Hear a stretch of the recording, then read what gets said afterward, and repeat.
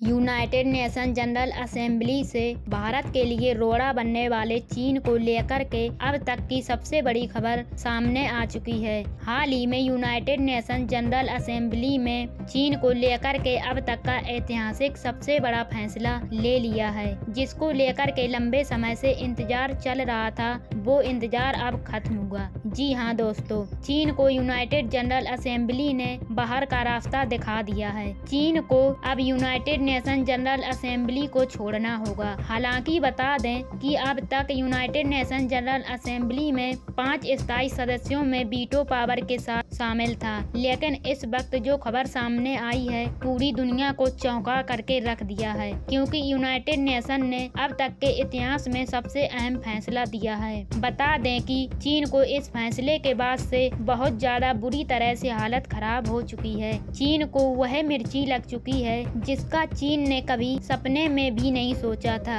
कि चीन को यूनाइटेड नेशन से बाहर होना पड़ेगा। भारत ने चीन को लेकर के पहले ही कई बातें यूनाइटेड नेशन में शामिल की थी। इतना ही नहीं दोस्तों, चीन को लेकर के यूनाइटेड नेशन जनरल असेंबली में कई बिल पारित हुए हैं। चीन के ऊपर कई बड़े गंभीर आरोप लगे हैं और इन गंभीर आरोपों के आधार पर चीन को यूनाइटेड नेशन जनरल असेंबली से बाहर किया जा रहा है। लेकिन अब यूनाइटेड नेशन जनरल असेंबली में चीन के पड़ोसी देशों ने जो बात रखी थी वो स्पष्ट हो चुकी है और इसका स्पष्टीकरण मिलने के बाद ही चीन के ऊपर यह गाज गिर चुकी है। अब जो होने वाला है वह बहुत ही खतरनाक है, क्योंकि यूनाइटेड नेशन जनरल असेंबली में न सिर्फ चीन को बाहर किया है बल्कि बड़े सैंक्शन भी आरोपित किए हैं और यह सब हुआ है साउथ चाइना सी में मौजूदा लगभग 11 देशों की वजह से, जिन्होंने चीन को लेकर के अपनी बात रखी थी और चीन पर वह आरोप सिद्ध हो चुके हैं। यूनाइटेड नेशन में चीन को लेकर के